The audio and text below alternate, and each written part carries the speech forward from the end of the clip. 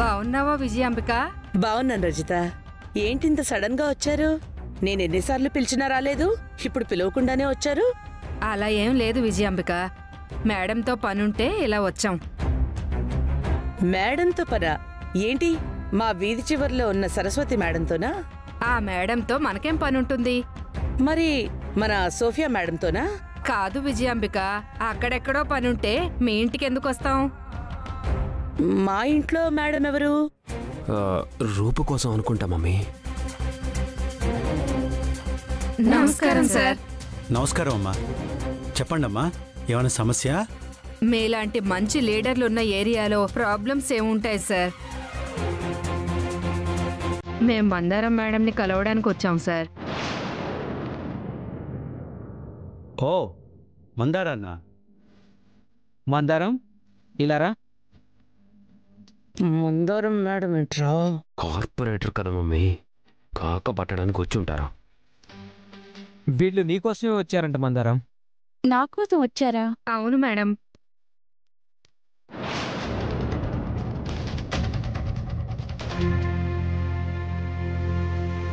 ముందు మీరు మేడం అనడం ఆపండి, వినడానికి ఇబ్బందిగా ఉంది. ఇంతకీ మీరొచ్చిన విషయం ఏంటి? బస్తీ నుండి వచ్చిన సాధారణ అమ్మాయి అయిన మీరు కార్పొరేటర్ అయ్యి ఎంతో మంది అమ్మాయిలకి ఇన్స్పిరేషన్ గా నిలిచారు. కార్పొరేటర్ అయినా కూడా ఏమాత్రం మార్పు చూపించకుండా మీ పనులు మీరు చేసుకుంటూ మమ్మల్ని కూడా ఇన్స్పైర్ చేశారు.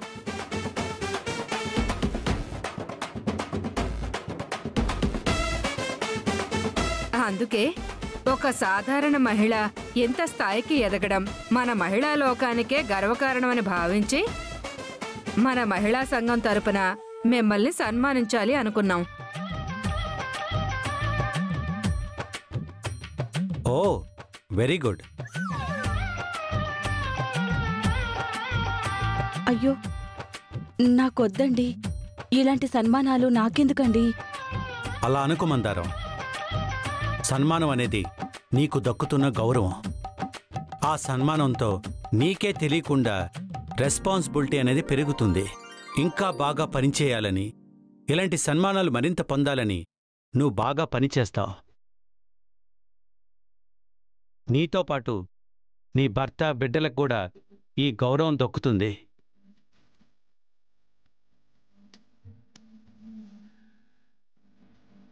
కారణమా?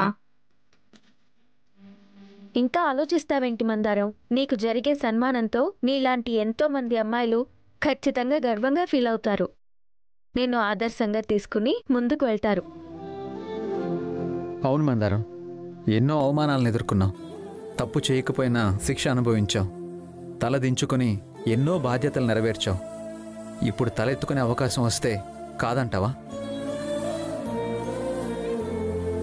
సరే రాజన్న, నేను వస్తానండి. మినిస్టర్ గారు, ఈ సన్మానం కార్యక్రమానికి మీరు కూడా ముఖ్య అతిథిగా హాజరైతే బాగుంటుంది. నేను అవునా? మందారం వెనక ఎవరున్నారు, ప్రజలకి ఏం చేయగలదు అనే ప్రశ్న స్థానంలో సమాధానంగా మీరుంటే బాగుంటుంది. సరే రూపా. రాజు, ఇవాళ షెడ్యూల్ అంతా ఒకసారి చెక్ చేసి ఆ సన్మానానికి ఇప్పుడెళ్ళి ఏర్పాటు చూడు. అలాగే పెద్దయ్య. సంతోషం మినిస్టర్ గారు. సరేనమ్మా. మేం బయలుదేరామండి. రాజు, సాయంత్రం 5:30 మీరక్కడ ఉండండి. ఈలోగా మేము ఏర్పాట్లు పూర్తి చేసుకుంటాం. అలాగే అండి. ఇంకేంటి విజయాంబిక విశేషాలు? మహిళా సంఘంలో నేను కూడా మెంబర్నే కదా, కనీసం నాతో ఒక్క మాట కూడా చెప్పకుండా ఈ సన్మానాలేంటి? మీ ఇంట్లో సన్మానానికి నీకు చెప్పడం ఏంటి విజయాంబిక? నీకు చెప్పకుండా నువ్వు వస్తావు కదా. సరే విజయాంబిక, మేం బయలుదేరతాం. నువ్వు కార్పొరేటర్ అత్తవు అనుకుని మందారం గారి తరపున రాకుండా కొంచెం ముందుగా వచ్చేయ్. ప్రెసిడెంట్గా చేయాల్సిన పనులుంటాయి కదా. వస్తాం మందారం. సరే అండి.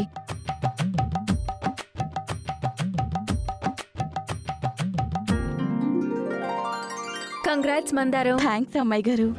రాజు, మందారానికి సన్మానం అంటే నాకు చాలా హ్యాపీగా ఉంది. నాకు కూడా అమ్మాయి గారు.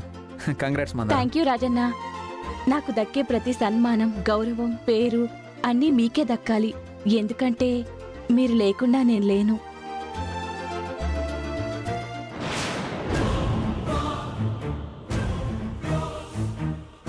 ఏమైంది మమ్మీ అలా వచ్చేసావు? ఏమైందంటావేంట్రా?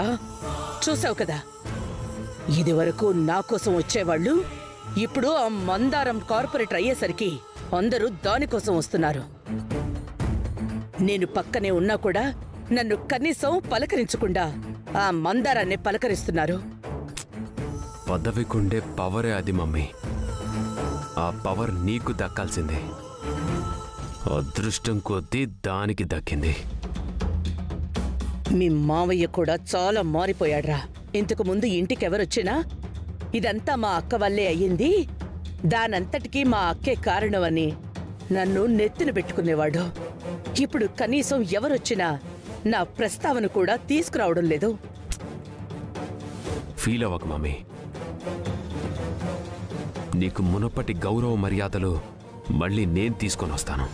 కానీ నేను కలలు కనేవి కలగానే మిగిలిపోతున్నాయి దీపక్.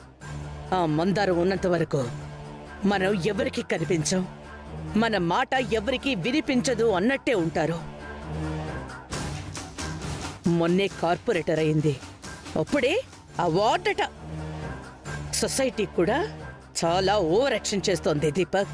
దాని పదవే దానికి ప్రమాదం తెచ్చిపెడితే అదెలా సాధ్యం దీపక్?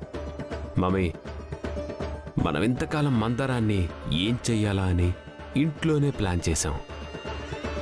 ఇంట్లో అందరూ ఉండటం వల్ల లేదా దాని టైం బాగుండటం వల్ల తప్పించుకుంది. ఇప్పుడు పబ్లిక్లోకి వెళ్తుంది. పబ్లిక్లో ఒక్కసారి బ్యాడ్ అయితే తిరిగి మంచి పేరు తెచ్చుకోవడానికి జన్మ సరిపోదు. అందరి ముందు దాన్ని బ్యాడ్ ఎలా చేస్తాను దీపక్? చెయ్యొచ్చు మమ్మీ. దాన్ని బ్యాడ్ చేయడమే కాదు, కార్పొరేటర్గా రాజీనామా చేయించి నిన్ను కార్పొరేటర్ని చేస్తాను మమ్మీ. పగటి కలలు కంటున్నావా దీపక్? పగటి కలలు కాదు మమ్మీ, పగ. ఆ మందారానికి స్టేజ్ ఎక్కే ముందే జ్యూస్లో మందు కలిపిస్తాను. అది స్టేజ్ ఎక్కి స్పీచ్ ఇస్తూ కళ్ళు తిరగటం తల తిరగటం జరుగుతుంది. ఆ తర్వాత హాస్పిటల్కి తీసుకెళ్తారు. ఈలోపు మందారం అత్తగా మామయ్యకి చెల్లిగా మందారం ఇవ్వాల్సిన స్పీచ్ నువ్విస్తావు. ఆ స్పీచ్తో నీ స్థానం తిరిగి నీకు దక్కేలా ప్లాన్ చేస్తాను. ఈలోపు మెడికల్ రిపోర్ట్స్లో మందారం ఆల్కహాల్ తీసుకుందని రుజువు అవుతుంది. దాంతో మామయ్య కూడా ఆ మందారం అంటేనే అసహ్యించుకుంటాడు. మందారం ఆత్మాభిమానం ఉన్న మనిషి కాబట్టి మామయ్య పరువు తీశానన్న బాధతో రాజీనామా చేస్తుంది. ఆ కార్పొరేటర్ ఛాన్స్ నీకు దక్కుతుంది. ఇదంతా జరుగుతుందంటావా దీపక్? పక్కాగా జరుగుతుంది మమ్మీ. నీకు షేక్ హ్యాండ్ కూడా ఇవ్వని చేతులు నీకు చప్పట్లు కొట్టేలా నేను చేస్తా.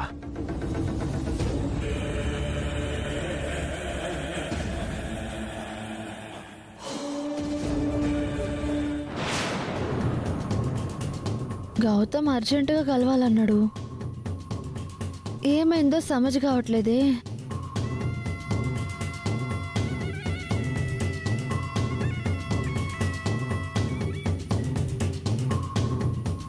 అయితే గీతే నా రాజు గురించే అయి ఉంటది.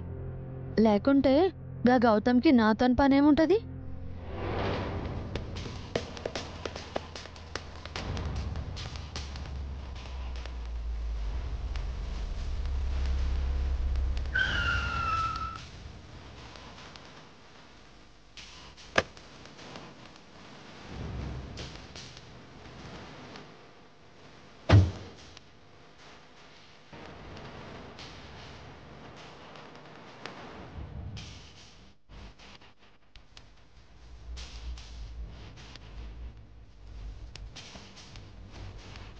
ఏమైంది గౌతమ్? నన్ను అర్జెంటుగా రమ్మన్నావు. చెప్తాను రేణుక. నేను చెప్పే భయంకరమైన నిజం విని నువ్వేమాత్రం డిస్టర్బ్ అవ్వకూడదు. భయంకరమైన నిజం అని చెప్పి డిస్టర్బ్ అవ్వకూడదు అంటున్నావు. ఏందా నిజం? కూల్గా ఉండు రేణుక. రూపని పెళ్లి చేసుకుందామని చాలా కలలుగన్నాను. అవన్నీ చెదిరిపోయాయి. వాడెవడో రూపమెళ్ళ తాళి కట్టిండని పెండ్లాగిపోయింది. అయినా గదంతా గిప్పుడెందుకు చెప్తున్నావు? నన్ను పిలిచిన ముచ్చట ఎందుకు చెప్పు గౌతమ్? అదే చెప్తున్నాను రేణుక. నిన్నెవరైనా మోసం చేస్తే నువ్వేం చేస్తావు? తొక్కి పెట్టి నార తీస్తాను. అయినా నన్ను మోసం చేసేటోళ్ళు ఎవరున్నారు? గట్ల ఎవ్వరు చేయరు. ఒకవేళ చేస్తే ఎవరు చేస్తారు గౌతమ్? రాజు.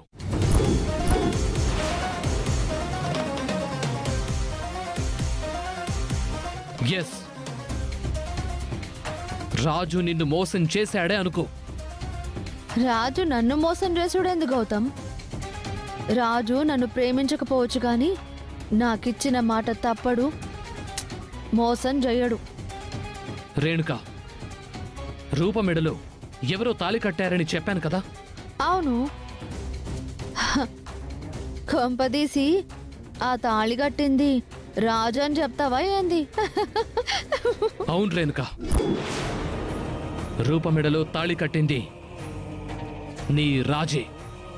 ఏం మాట్లాడుతున్నావు గౌతమ్? అయినా రాజు నన్ను పెళ్లి చేసుకుంటానని మాట ఇచ్చిండు.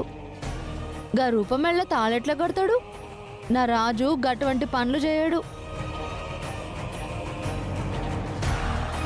గా రూప దూరమైందని నీ బుర్ర పాడైనట్టుంది. నా రాజు గురించి లేనిపోని అన్నీ చెప్తా ఉన్నావు. రాజు గురించి నీకు లేనిపోనివి చెప్తే నాకేమొస్తుంది రేణుక? మరి రూపమెళ్ళ తాళి కట్టి గిన్ని రోజులు అవుతా ఉంటే గిప్పుడెందుకు చెప్తా ఉన్నావు నాకు? నాకు రాజుకి గొడవ పెట్టనీకి తప్ప? రేణుక, రూపమెడలో తాళి కట్టింది రాజే అని నాకు ముందు తెలీదు. తర్వాత ఎంక్వైరీలో తెలిసింది. రాజు రూపాల పెళ్లికి సంబంధించి అన్ని ప్రూఫ్స్ సంపాదించాను. ప్రూఫ్స్ సంపాదించుంటే గీ ముచ్చటెందుకు గౌతమ్? గా ప్రూఫ్స్ ఏవో చూపించు మళ్ళా. ఆ ప్రూఫ్స్ ఇప్పుడు లేవు రేణుక. ఆ దీపక్ గాడి వల్ల అన్ని ప్రూఫ్స్ స్పాయిల్ అయిపోయాయి. కానీ నేను చెప్తోంది నిజం రేణుక. రూపమెడలో రాజే తాళి కట్టలేదు అనేది నిజమైతే నిన్ను పెళ్లి చేసుకోవడానికి ఎందుకు ఇంట్రెస్ట్ చూపించట్లేదు? అసలు నీ ఇల్లు ఖాళీ చేసి ఫ్యామిలీ మొత్తం రూప ఇంటికి ఎందుకు వచ్చేశారు? నీ పెళ్లి విషయంలో నీకెప్పుడూ సపోర్ట్ చేసే మీ అత్తయ్య ఇప్పుడెందుకు సపోర్ట్ చేయటం లేదు? నాకిచ్చిన మాట సంగతేంది, నా పెళ్లి సంగతేంది అని ఒక్కరన్న సోంచాయించిండ్రా? ఇప్పుడు ఏమైపోయింది రేణుక? జాతకాలు ముహూర్తాలు కుదరాలి కదా.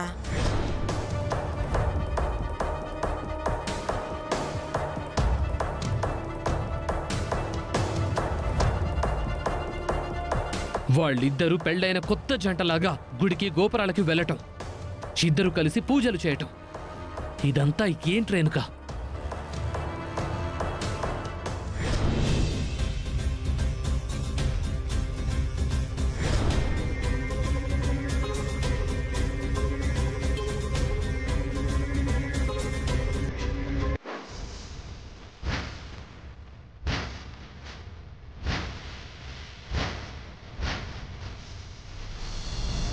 నమస్కారం సార్. నమస్తే. నమస్తే. Welcome sir. Thank you. నమస్కారం సార్. రండి సార్. రండి సార్, కూర్చోండి. కూర్చోండి సార్.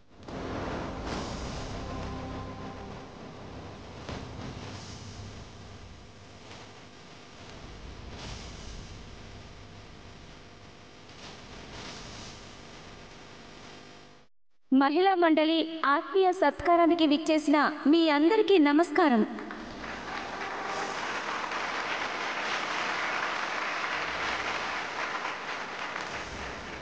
కార్పొరేటర్ శ్రీమతి మందారం గారికి సన్మానం చేయడం మనకెంతో గర్వకారణం. ముందుగా ఈ సన్మాన సభకు పిలువగానే విచ్చేసిన మన ముఖ్య అతిథి హానరబుల్ హెల్త్ మినిస్టర్ సూర్య ప్రతాప్ గారిని స్టేజ్ మీదకి రావాల్సిందిగా కోరుతున్నాం.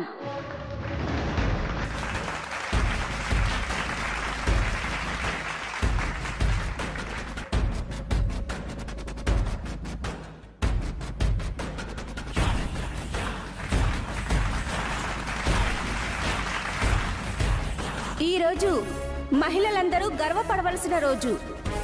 ఎక్కడో చిన్న బస్తీలో పుట్టి ఇళ్లలో పాచి పనులు చేసుకుంటూ జీవనం గడుపుతున్న స్థాయి నుంచి కార్పొరేట్ స్థాయికి ఎదిగిన మందారంని చూస్తుంటే నిజంగా గర్వంగా ఉంది. మందారం గారిని కూడా స్టేజ్ మీదకి ఆహ్వానిస్తున్నాం.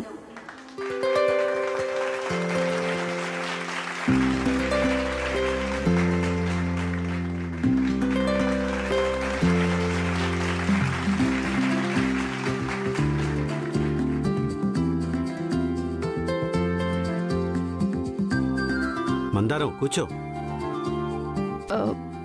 పర్లేదు పెద్దయ్యా. పర్లేదు కూర్చో. కూర్చో మందారం.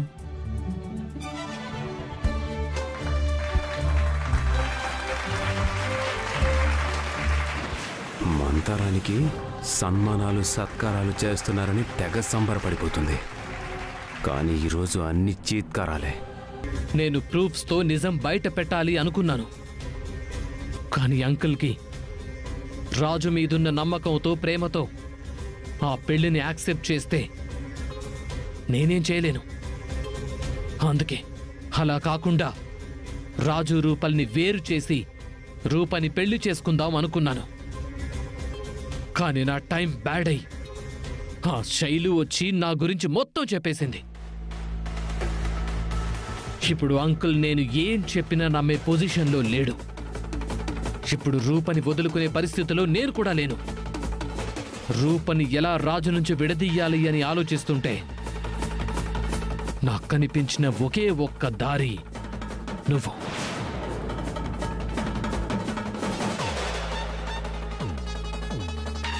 కానీ రాజుకు పెళ్ళైపోయిందని తెలిస్తే నువ్వు కూడా ముందుకు రావనిపించే చిన్నాళ్ళు ఆలోచిస్తూ ఉండిపోయాను. గౌతమ్, నా రాజు రూపం మెళ్ళో తాళి కట్టాడన్నది నిజమైతే నేను అస్సలు క్షమించను. నిజం రేణుక.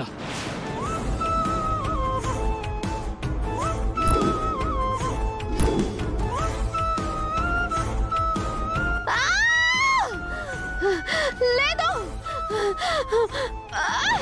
రేణుక, లేదు, అలా జరగకూడదు.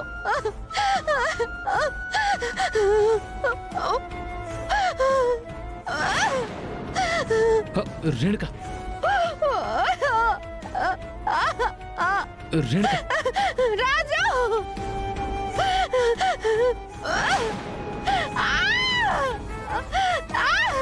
రేణుక, రాజు,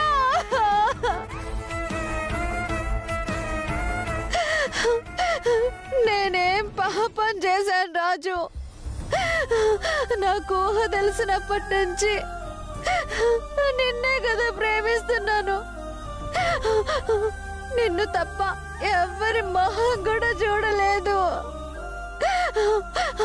అలాంటి నన్ను మోసం చేయాలని నీకెలా అనిపించింది రాజు?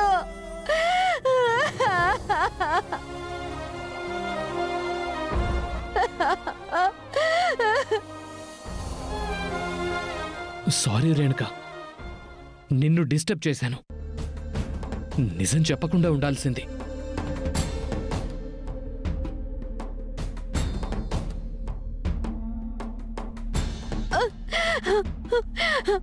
నువ్వు నిజం చెప్పి మంచి పని చేసినావు. నేను ఇప్పుడే వెళ్ళి తాడు పెడ తేల్చుకుంటాను. వద్దు రేణుక, ఆగు. రాజుకి పెళ్ళైపోయింది. రాజుకు పెళ్ళైతే ఏంటి గౌతమ్? రాజు నా మొగుడు. చిన్నప్పటి సంధి రాజుని నా మొగుడుగానే ఊహించుకున్నాను. ఆ ఊహతోనే బతుకుతున్నాను. గట్లాంటిది రాజును వదిలేస్తానా? రాజుకి పెండ్లైనా వదిలిపెట్టను, గా రూపతో శోభనమైనా వదిలిపెట్టను, ఆఖరికి పిల్లల్ని గన్నా రాజుని వదిలిపెట్టను. రేణుక, రాజు మీద నీకున్న ప్రేమ నాకు తెలుసు. అందుకే రాజు రూపాల పెళ్లి విషయం అంకుల్కి తెలిసేలోపే ఏదో ఒకటి చెయ్యాలి అనుకున్నాను. థ్యాంక్స్ గౌతమ్. పెద్దయ్య రాజుని నాకిచ్చి పెళ్లి చేస్తానని మాటిచ్చారు. మా అత్త కూడా రాజుని నాకిచ్చి పెళ్లి చేస్తానని మాటిచ్చింది. ఇప్పుడే వెళ్ళి అలా నిలదీస్తాను. రాజు నాకిచ్చి పెళ్లి చేయకపోతే అక్కడే చచ్చిపోతానని నట్టిట్లనే కూసుంటాను. కాదు కూడదని చెప్తే గా రూపకి సవితికైనా బతుకుతాను గాని రాజును వదిలేదే లేదని తెగేసి చెప్తాను. ఆ పంచై రేణుక, అంకుల్కి నీ బాధ తెలిస్తే ఖచ్చితంగా ఆలోచిస్తారు. రాజుని నీకిచ్చి పెళ్లి చేస్తారు. చెప్తాను. కానీ రాజు నాకున్న పెండ్లి దోషాన్ని అడ్డు పెట్టుకొని తప్పించుకోవాలని చూస్తున్నాడు. గొర్రెతో పరిహారం చేసుకొని పెండ్లి దోషాన్ని నివారించుకొని ఆ తర్వాతే వెళ్తాను.